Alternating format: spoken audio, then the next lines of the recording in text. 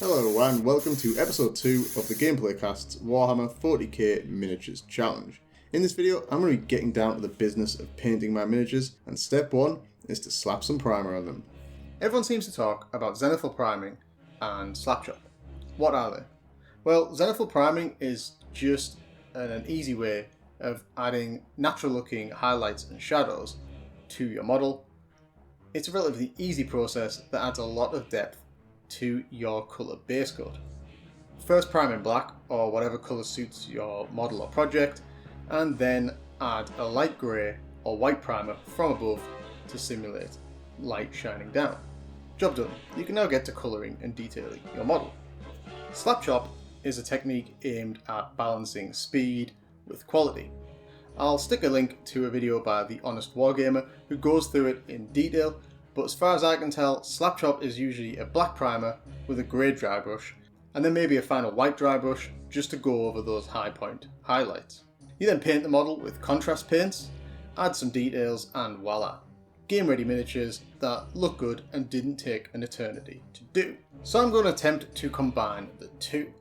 I'm going to start with a dark grey primer, dry brush with a light grey as per the slapchop method, and then I'm going to do a white primer spray from above as per the zenithal method, and thus the zenithal slap is born. I'm hoping this will give me a good depth between the shadow and the highlight while keeping the colour vibrant. This is the theory anyway, so let's check out the results. Since I'm doing a couple of models, I've got a scrap piece of wood, tacked them on with some blue tack, and I'm ready to start. I did pre-warm the cans in some hot water, not boiling water obviously, as I wasn't sure how long they'd been on the shelf at Games Workshop, and I've given them a right old shake. The general application method I've followed is pretty simple. I'm constantly keeping the can moving and spraying in short bursts, while working all the way around each model, kind of from minus 45 degrees up to 45 degrees. Hopefully this will get full coverage, but keep the coating thin so I don't obscure any details. Drumroll please, as this is the first time picking up my paintbrush to paint a miniature in 20 years. Yes, it has actually been that long. Damn, I'm old.